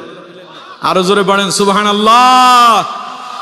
ইব্রাহিম আলাইহিস সালামকে যে আল্লাহ মৃত পাখি জিন্দা করে দেখালেন, সে আল্লাহ বলছেন মানুষ কি মনে করতেছে, আয়াহসাবুল ইনসানু আল্লান নাজমা ইযামা, মানুষ কি মনে করতেছে আমি তার হাড় গোড়গুলো যখন সব আলাদা আলাদা বিচ্ছিন্ন হয়ে যাবে, সব যখন মাটির সঙ্গে মিশে যাবে, ও কি মনে করতেছে আমি সবগুলো এক জায়গায় একত্রিত করতে পারবো না? মানুষ কি এমনটা মনে করতেছে নাকি? আল্লাহ বলতেছেন নবী মানুষদেরকে শোনায়া দেন, বালা কাদিরিনা আলা আন নুসাব্বিয়া বানানা, ওদেরকে শোনায়া দেন অবশ্যই বালা কাদিরিন, আমি তাদের প্রত্যেকটা হাড় গোড়কে এক জায়গায় একত্রিত করতে অবশ্যই সক্ষম, আমি পারবো। আলা আন নুসাব্বিয়া বানানা, ওদেরকে শোনায়া দেন ওদের যে হাতের আঙ্গুল আছে, আঙ্গুলের যে অগ্রভাগ আছে, যদি আঙ্গুলের অগ্রভাগও যদি আলাদা হয়ে যায়, কোথাও যদি হারিয়ে যায়, আলা আন নুসাব্বিয়া বানানা, ওটাকেও যথাযথ জায়গায় আমি আল্লাহ সেট করতে সক্ষম। সুবহানাল্লাহ। আল্লাহর এই ক্ষমতা আছে না নাই? জোরে বলেন আছে না নাই? তাহলে যাবেন কোথায়? পালাবেন কোথায়? কোথায় যাবেন? পালানোর কোন পথ আছে? কবরের ভেতরে আপনি আল্লাহ তাআলা বলছেন তোমারে ডাক দেওয়া হবে, ইয়াউমা ইযি ইয়াত্তাবিউনা আদ-দাঈয়া লা ইওয়াজা লাহু ওয়া খাশাআতিল আসওয়াতু লির-রাহমানি ফালা তাসমাউ ইল্লা হামসা। আল্লাহ পাক বলছেন যখন তাদেরকে সেই দিন আহ্বান করা হবে, সমস্ত মানুষগুলো আহ্বানকারীর ডাকে সাড়া দেবে। এই আহ্বান করার জন্য আল্লাহ পাক একজন ফেরেশতা নিয়োজিত রেখেছেন। সেই ফেরেশতার নাম কি? হযরত ইসরাফিল আলাইহিস সালাম, যিনি সিংহায় ফুৎকার দেবেন। দেখবেন মাঠে যখন ছেলেরা ফুটবল খেলতে যায়, সেই মাঠে একজন রেফারি থাকে। ছেলেরা খেলতে গেল, রেফারি যখন বাঁশিতে ফু দেয়, খেলা শুরু হয়ে যায়। এরপরে আবার যখন ছেলেরা খেলতে লাগলো, রেফারি যখন বাঁশিতে ফু দেয়, মুহূর্তের ভেতরে খেলা বন্ধ হয়। যারা উপস্থিত খেলোয়াড় আছে তারা জানে হয় ফাউল হয়েছে, না হয় কোনো একটা ভুল হয়েছে, রেফারি সিগন্যাল দিয়েছে, সঙ্গে সঙ্গে দাঁড়ায় যেতে হবে। সেই দুনিয়াতে আল্লাহ রাব্বুল আলামিন সমস্ত মানুষদেরকে দুনিয়া থেকে নিশ্চিহ্ন করে দেওয়ার জন্য এইরকম একজন রেফারি ফিট করে রেখেছেন, তার নাম হযরত ইসরাফিল আলাইহিস সালাম। তিনি যখন সিংহায় ফুৎকার দিবেন, বাঁশির ভেতরে যখন ফু দেবেন, হযরত ইসরাফিল আলাইহিস সালাম ফু দেওয়ার সঙ্গে সঙ্গে আল কারিআতু মাল কারিআ ওয়া মা আদরাকা মাল কারিআ ইয়াউমা ইয়াকুনুন নাসু কাল ফারাশিল মাবথুস। হযরত ইসরাফিল আলাইহিস সালাম যখন সেই সিংহার ভেতরে ফুৎকার দেবেন, এমন এক আওয়াজ হবে, বিকট আওয়াজের কারণে সমস্ত পৃথিবীতে যা কিছু আছে, ইয়াউমা ইয়াকুনুন নাসু কাল ফারাশিল মাবথুস। আল্লাহ পাক বলছেন ওই ফুয়ের কারণে, ওই বাঁশির আওয়াজের কারণে, ওই সিংহার আওয়াজের কারণে মুহূর্তের ভেতরে সমস্ত পাহাড়গুলো পর্যন্ত তোলার মতো উঠতে থাকবে। কথা কার? জোরে বলেন কথা কার? শুনুন আমার বন্ধুগণ, আল্লাহ রাব্বুল আলামিন বলছেন সেই দিনের অবস্থা এত ভয়াবহ হবে, ফাইদা নুফিখা ফিস-সূরি নাফখাতুন ওয়াহিদা। হযরত ইসরাফিল আলাইহিস সালাম যখন প্রথমবার সিংহায় ফুৎকার দেবেন, প্রথমবার আল্লাহ পাক বলছেন ওয়া হুমিলাতিল আরদু ওয়াল জিবালু ফাদুক্কাতা দাক্কাতান ওয়াহিদা। ওই বাঁশির আওয়াজে, ওই সিংহার আওয়াজে জমিনের ভেতরে এমন এক কম্পন শুরু হয়ে যাবে, এমন এক ভূমিকম্প হবে, প্রথম ধাক্কার সঙ্গে সঙ্গে পাহাড়গুলো সুদ্ধা জমিনটারে উল্টায়া দেওয়া হবে। ফায়াউমাইযি ওয়াকাআতিল ওয়াকিআ। সমগ্র পৃথিবীতে এক মহা প্রলয়, মহা দুর্যোগ শুরু হয়ে যাবে। সমস্ত বিশাল বিশাল স্যাটেলাইট গুলো ভেঙে পড়ে যাবে। মাথার উপরে যে আসমান দেখছেন, সেই আসমান আর মাথার উপরে অক্ষত থাকবে না, আসমানটাও ভেঙে পড়ে যাবে। সূর্য বিলীন হয়ে যাবে, চন্দ্র বিলীন হয়ে যাবে, আকাশের তারকারাজিগুলো খসে পড়ে যাবে, সব কিছু শেষ হয়ে যাবে।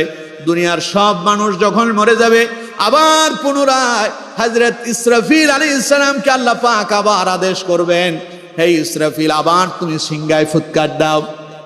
আল্লাহ রাব্বুল আলামিন বলছেন ফাইদা নুফিখা ফিস-সূরি নাফখাতুন ওয়াহিদা। প্রথম সিংহার আওয়াজে সব ধ্বংস হয়ে যাবে।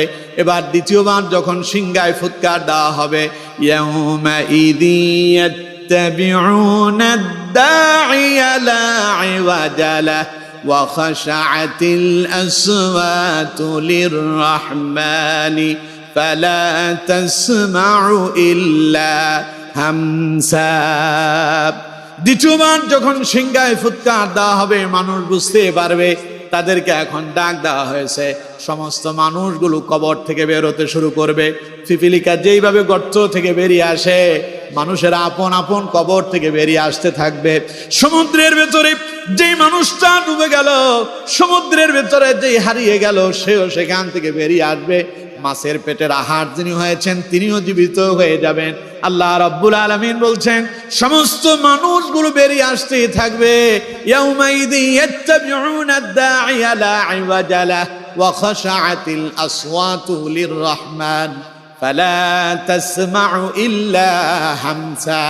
সেই দিন মানুষ আল্লাহর ভয়ে চুপ হয়ে যাবে। ইল্লা হামসা, আল্লাহর ভয়ে মানুষের কোনো আওয়াজ শোনা যাবে না, শুধুমাত্র মৃদু গুঞ্জন শোনা যাবে। মানুষ যে হাঁটতে থাকবে, কবর থেকে উঠে আসতে থাকবে, মানুষের পায়ের আওয়াজ ছাড়া আর কোনো আওয়াজ শোনা যাবে না। অবস্থা অত্যন্ত ভয়াবহ হবে। সেই দিনকে মানুষ যখন বেরিয়ে আসবে আল্লাহর সামনে, আল্লাহ রাব্বুল আলামিন বলছেন সেই দিন মানুষের অবস্থা অত্যন্ত ভয়াবহ হয়ে যাবে। আল্লাহ রাব্বুল আলামিন সেই দিন বলেছেন মানুষ আল্লাহর ভয়ে সমস্ত আওয়াজ তাদের বন্ধ হয়ে যাবে, কেউ কোনো কথা বলবে না, নবীরা পর্যন্ত কথা বলবে না, সব নবীরা চুপ হয়ে যাবে।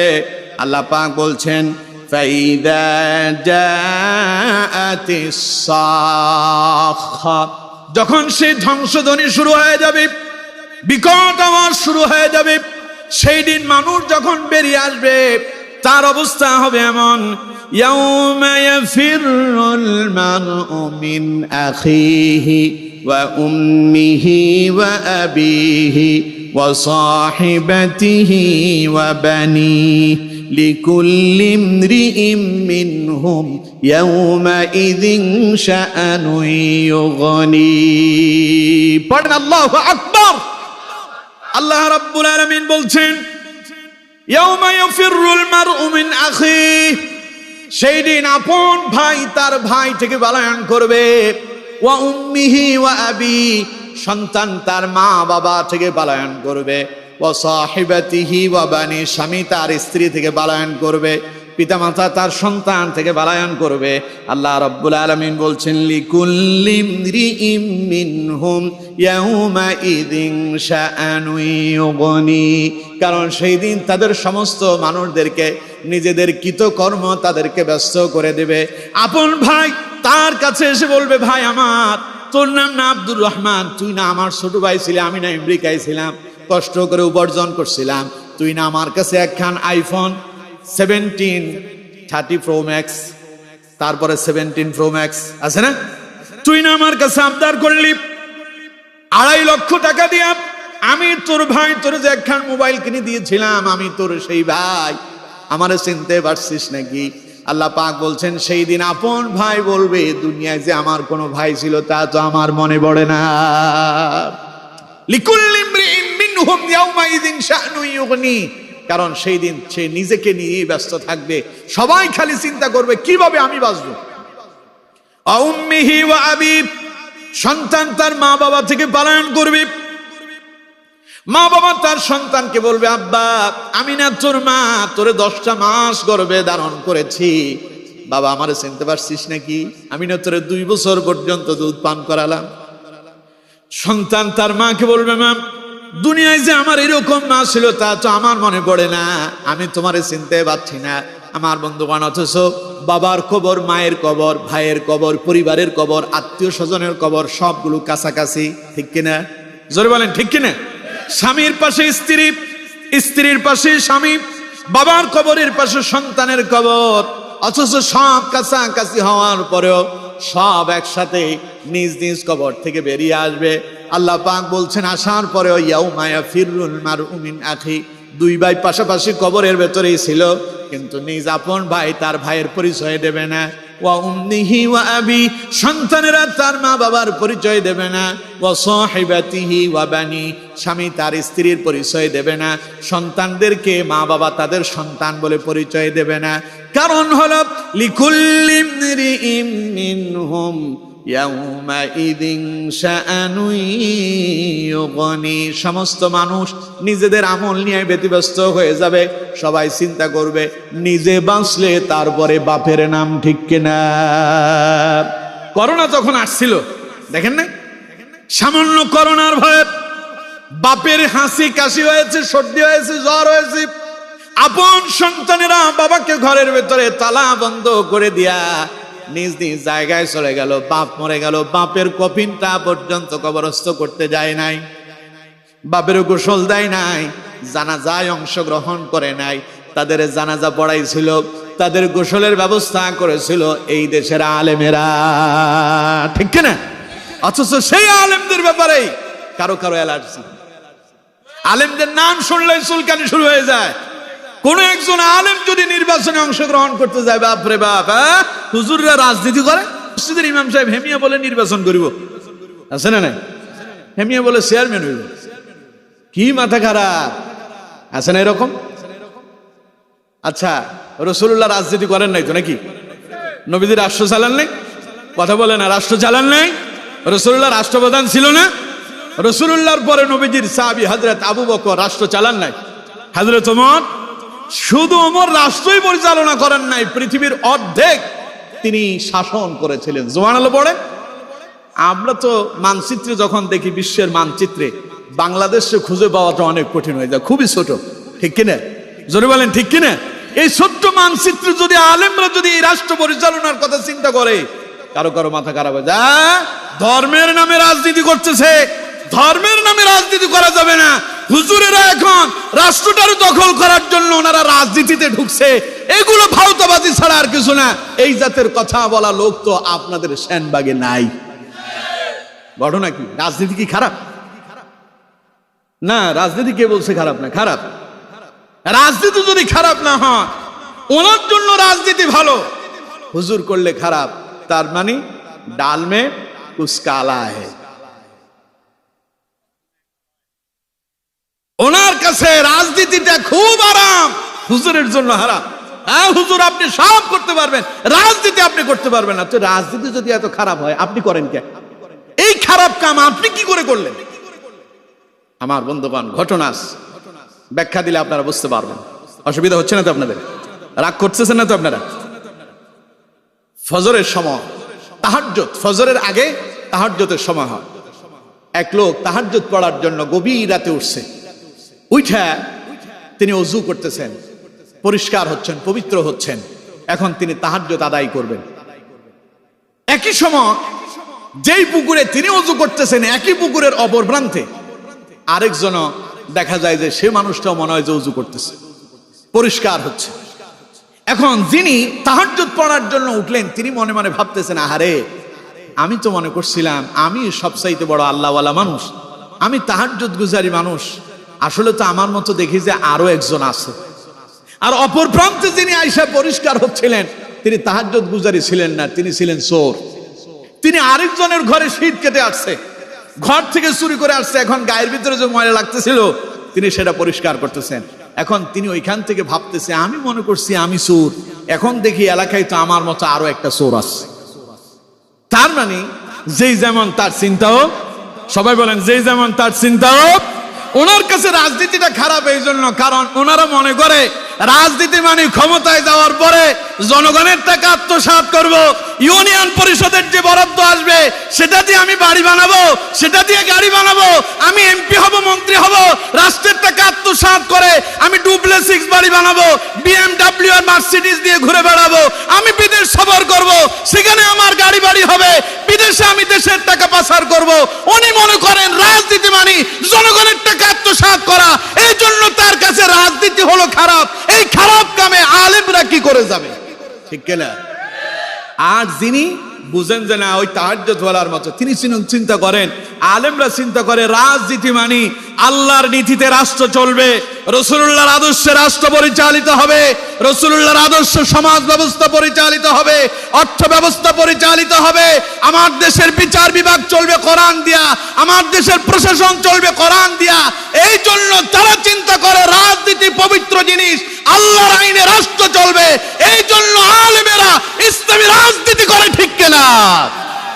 আপনার কাছে খারাপ লাগে কারণ আপনার চিন্তা যেমন আপনার অবস্থাও তেমন, আপনি যেমন আপনার চিন্তা ভাবনাও তেমন, আর আমরা যেমন আমাদের চিন্তা ভাবনা তেমন।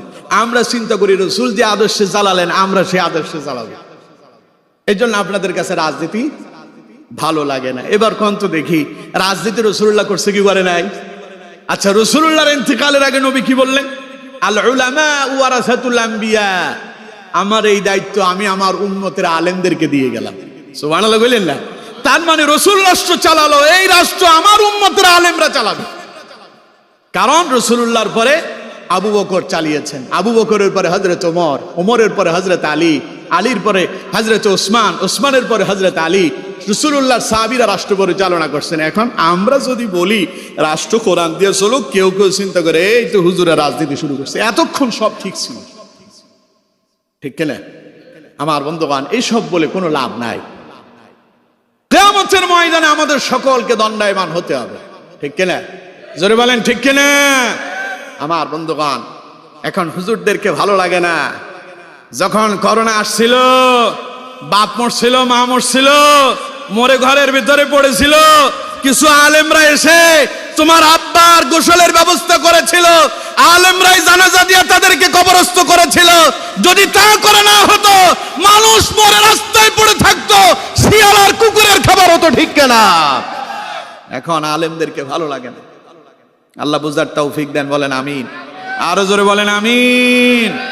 সুতরাং আমার বন্ধুগণ, বলছিলাম দুনিয়ায় যখন করোনা এলো, আপন সন্তান তার মাকে ভুলে গেল, বাবাকে ভুলে গেল, আব্বার জানাজায় শরীক হয় নাই, মারে কবরস্থ করে নাই। চিন্তা করেন কিয়ামতের দিন যখন উদিত হবে, সেই দিন আল্লাহর সামনে দাঁড়াবে, নবীরা পর্যন্ত কথা বলা বন্ধ করে দেবে।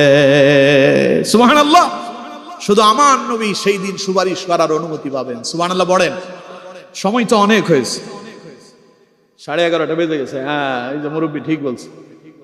আর কত? এখন শেষ ফিনিশিং পর্যায়ে, তো সেই দিকে আর যাচ্ছি না। সেই দিন সব নবীরা পর্যন্ত কথা বলবেন না। সেই দিন আল্লাহ তাআলা মুহাম্মদ সাল্লাল্লাহু আলাইহি ওয়াসাল্লামকে উম্মতের জন্য সুপারিশ করার অনুমতি দেবেন। পড়েন সুবহানাল্লাহ। আমার বন্ধুগণ, সেই দিন মানুষ যখন আল্লাহর সামনে দাঁড়াবে, আপন ভাই তার ভাইকে ভুলে যাবে, সন্তান তার মা বাবাকে ভুলে যাবে, মা বাবা সন্তানকে ভুলে যাবে, স্বামী তার স্ত্রীর পরিচয় দেবে না, স্ত্রী তার স্বামীর পরিচয় দেবে না। কারণ সব মানুষ নিজের আমল নিয়ে ব্যস্ত হয়ে পড়বে। কারণ আজকে মানুষ আল্লাহর সামনে দিয়ে দাঁড়ালো, আজকের দিনটা এত লম্বা হবে। আল্লাহ রাব্বুল আলামিন বলছেন, ফি ইয়াউমিন কানা মিকদারুহু 50 আলফ সানা, কিয়ামতের দিবসের একদিন হবে পৃথিবীর 50,000 বছরের সমান। পৃথিবীর কত হাজার বছর? 50,000 বছরের সমান। আরেক জায়গায় বলা হয়েছে ফি ইয়াউমিন কানা মিকদারুহু আলফ সানাতিন মিম্মা তাউদ্দুন, ওটা হবে 1000 বছরের সমান। তার মানে রাসূলুল্লাহ বলেছেন কিয়ামতের ময়দানটা কারোর জন্য এত বিশাল হবে, মনে হবে যেন 50,000 বছর অতিবাহিত হয়ে যাচ্ছে। কারো কারো মনে হবে 1000 বছরের মতো। তবে মুমিনদের কাছে মনে হবে, নবীজি বলেছেন যোহর থেকে আসর অথবা আসর থেকে মাগরিব পর্যন্ত মাঝখানে যে সময়টা থাকে, মুমিনদের কাছে মনে হবে যেন কিয়ামতটা এত স্বল্প সময় হয়েছে। সুবহানাল্লাহ। কারণ মুমিনদের কোনো চিন্তা নাই, মুমিনদের সেই দিন কোনো ভয় নাই। কারণ আল্লাহ রাব্বুল আলামিন বলছেন ফাআম্মা মান উতিয়া কিতাবাহু বিয়ামিনিহি ফায়াকুলু হাউম ইকরাউ কিতাবিয়া ইন্নী যানানতু আন্নী মুলাকিন হিসাবিয়া ফাহুয়া ফি ঈশাতির রাদিয়া ফি জান্নাতিন আলিয়া। পড়েন আল্লাহু আকবার। সেই দিন মানুষ দুই দলে বিভক্ত হবে। এক দল পাবে ডান হাতে আমলনামা, আরেক দল পাবে বাম হাতে আমলনামা। যাদের আমলের পাল্লা হবে ভারী সেই দিন তারা থাকবে আনন্দে, আর যাদের আমলের পাল্লা হবে হালকা তারা সেই দিন হবে একেবারে কঠিন অবস্থা। আমার বন্ধুগণ, সেই দিন যখন সবাই উঠবে, আল্লাহ তাআলা বলছেন এক শ্রেণীর মানুষ সেই দিন আনন্দিত হয়ে যাবে। আল্লাহ পাক বলছেন তাদের অবস্থা কেমন হবে? ফাআম্মা মান উতিয়া কিতাবাহু বিয়ামিনি, তাদের আমলনামাটা কিতাব আকারে তাদের ডান হাতে দেওয়া হবে। ফায়াকুলু হাউম ইকরাউ কিতাবিয়া, আমলনামা পায়া তারা খুব খুশি হয়ে যাবে। পাশের জনকে বলবে ফায়াকুলু, আমার এটা পড়ো, হাউম ইকরাউ কিতাবি, আমার কিতাবটা একটু পড়ে দেখো, আমার আমলনামাটা দেখো, দেখো এখানে কি লেখা আছে। ইন্নী যানানতু আন্নী মুলাকিন হিসাবিয়া, আমি তো জানতাম আজকের এই দিন আমার সঙ্গে আল্লাহর সঙ্গে সাক্ষাৎ হবে, এই দিন যে আমার হিসাব নিকাশ হবে এই ব্যাপারে তো আমি জানতাম, এই জন্য আমি সতর্ক ছিলাম। পড়ে দেখো তো আমার এখানে কি লেখা আছে। সুবহানাল্লাহ। খুশিতে খুশিতে সে তারে আরেকজনে দেখাবে, দেখো আমার আমলনামাটা আল্লাহ তাআলা আমার ডান হাতে দিয়েছেন, দেখো এখানে কি লেখা আছে। আল্লাহ রাব্বুল আলামিন বলছেন সেই দিন যারা ডান হাতে আমলনামা পাবে ফাহুয়া ফি ঈশাতির রাদিয়া, সেই দিন তারা আনন্দে থাকবে। ফি জান্নাতিন আলিয়া, কারণ সেই দিন আল্লাহ পাক তাদেরকে জান্নাতের মেহমান বানায়া দেবে। তাদের কোনো ভয় নাই, চিন্তা নাই, তারা আনন্দে আছে। দুনিয়া থেকে আমল করেছি, আল্লাহর গোলামি করেছি, আল্লাহর আইন দিয়ে জীবন পরিচালনার চেষ্টা করেছি, ইসলামী হুকুমত কায়েমের জন্য চেষ্টা করেছি, ইকামতে দ্বীনের পথে কাজ করেছি, সুতরাং আমার কোনো ভয় নাই। আজ আল্লাহ আমার প্রতি সন্তুষ্ট, তিনি আমাকে আমার আমলনামা ডান হাতে দিয়েছেন। দেখো তো দুনিয়ায় যারা আমাদের বিরোধিতা করছিল, আমার আমলনামাটা একটু পড়ে দেখো। সুবহানাল্লাহ। আবার আরেক শ্রেণী উঠবে, ووضع الكتاب فترى المجرمين مشفقين مما فيه ويقولون يا ويلتنا ما لهذا الكتاب لا يغادر صغيرة ولا كبيرة إلا أحصاها। আল্লাহ পাক বলছেন নবী, সেই দিন আপনি অসংখ্য মানুষ দেখতে পাবেন যাদেরকে তাদের আমলনামা তাদের হাতে দেওয়া হবে। তারা যখন আমলনামা হাতে পাবে, ফাতারাল মুজরিমিনা মুশফিকিনা মিম্মা ফি, সেই দিন তাদের চেহারাগুলো হয়ে যাবে টেনশন যুক্ত, কপালের ভেতরে চিন্তার ভাঁজ পড়ে যাবে, তারা আতঙ্কিত হয়ে যাবে, ভীতস্ত হয়ে যাবে। কারণ তারা যখন তাদের আমলনামা তাদের হাতে পাবে, ওরা দেখতে পাবে আমলনামার ভেতরে জীবনের কোনো কথা বাদ নাই, সব সেখানে উঠে গেল। তখন তারা বলবে ওয়ায়াকুলুনা ইয়া ওয়াইলাতানা মা লিহাযাল কিতাবি লা ইউগাদিরু সাগীরাতান ওয়ালা কাবীরাতান ইল্লা আহসাহা। তারা বলবে এ আবার কেমন কিতাব, ইয়া ওয়াইলাতানা মা লিহাযাল কিতাব, হায় হায় এটা কেমন কিতাব, লা ইউগাদিরু সগীরাতান ওয়ালা কাবীরাতান ইল্লা আহসাহা। জীবনের ছোট এবং বড় যা করেছি, ভালো এবং মন্দ যা করছি, কোনো কথাই তো বাদ যায় নাই, ছোট বড় সবগুলো এর ভেতরে ঢুকে গেল। এই কিতাব দেখে তারা পাগল হয়ে যাবে, টেনশনে পড়ে যাবে। কাফেররা বলবে ইয়া লাইতানি কুনতু তুরাবা, কাফেররা বলবে হায় হায় যদি মাটিটা ফেটে যেত, আমি যদি মাটির ভেতরে ঢুকে যেতে পারতাম। কাফেররা বলবে হায় হায় কেন আমি মাটি হয়ে গেলাম না। ইয়া লাইতানি, সে আফসোস করে বলবে কুনতু তুরাবা, আরে আমি যদি মাটি হয়ে যেতাম। সেই দিন আফসোস করবে, কিন্তু আমার বন্ধুগণ সেই দিন আর পালানোর কোনো পথ খোলা থাকবে নাকি? কথা বলেন, খোলা থাকবে? আল্লাহ রাব্বুল আলামিন বলছেন ওয়া আম্মা মান খাফফাত মাওয়াজিনুহু ফাউম্মুহু হাওিয়া ওয়া মা আদরাকা মা হিয়া নারুন হামিয়া।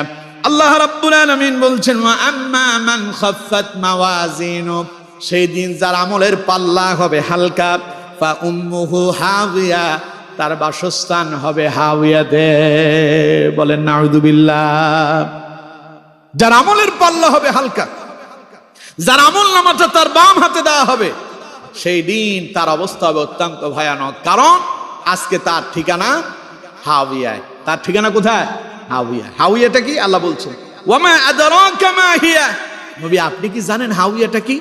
নারুন হামিয়া, এটা হলো উত্তপ্ত আগুনের স্তূপ। বলেন নাউযুবিল্লাহ। অর্থাৎ এখানে আগুনকে গরম করে এটাকে ঢেকে রাখা হয়েছে।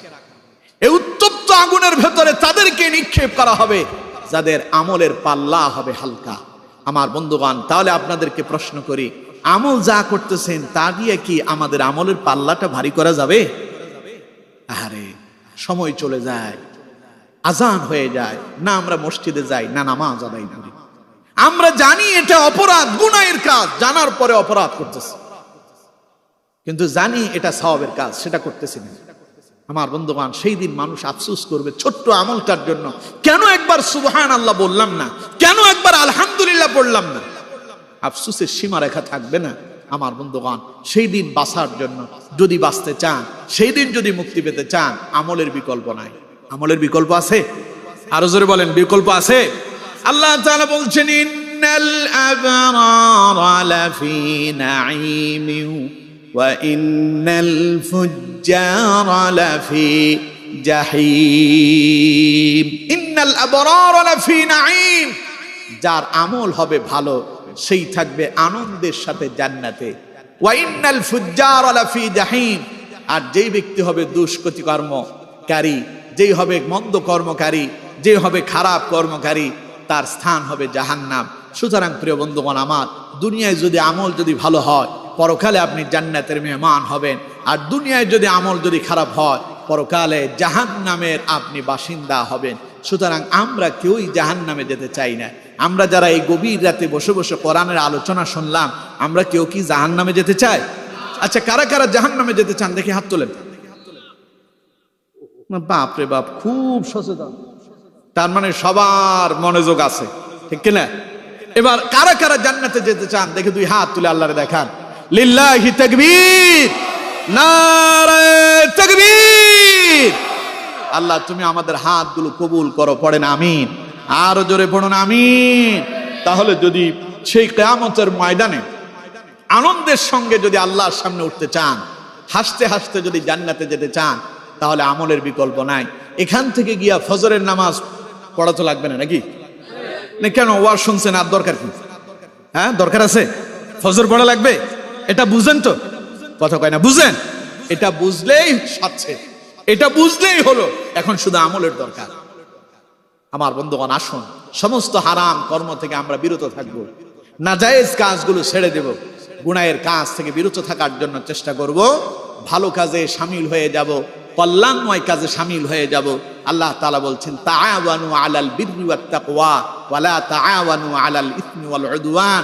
যারা ভালো কাজ করতেছে, নেক কাজ করতেছে, সেই নেক কাজকারীদের সঙ্গে তুমি শামিল হয়ে যাও, ভালো কাজে অংশীদারিত্ব স্থাপন করো, যারা ভালো কাজ করবে তাদেরকে তুমি সহযোগিতা করো। আর ওয়ালা তাআওয়ানু আলাল ইসমি ওয়াল উদওয়ান, খারাপ কাজের অংশীদার হয়েও না, খারাপ কাজে শামিল হয়েও না, খারাপ কাজে একে অপরকে সহযোগিতা করো না। তাহলে ভালো আছে যেখানে আমরা আছি, ভালো নাই যেখানে আমরা নাই। এই যে তাফসীর মাহফিলের আয়োজন হলো, এটা কি ভালো কাজ না খারাপ কাজ? এই ভালো কাজে যারা অংশগ্রহণ করলেন তারাই যেন তাআওয়ানু আলাল বিররি ওয়াত তাকওয়া এই আয়াতের অনুসরণ করলেন। আর যারা এটার বিরোধিতা করলেন তারা ওয়ালা তাআওয়ানু আলাল ইসমি ওয়াল উদওয়ান, তারা মন্দ কাজে আল্লাহ বলেছেন শামিল হয়ো না, তারা মন্দ কাজে শামিল হয়েছে। আল্লাহ তাদেরকে হেদায়েত দেখ, বলেন আমিন। আমরা যারা এই ভালো কাজে অংশগ্রহণ করেছি, আল্লাহ তাআলা আমাদের এই ভালো কাজকে কবুল করুন। আমরণ ভালো কাজের সঙ্গে আমল সালেহ করার সাথে আল্লাহ তাআলা আমাদের সকলকে সম্পৃক্ত রাখুন, বলুন আমিন।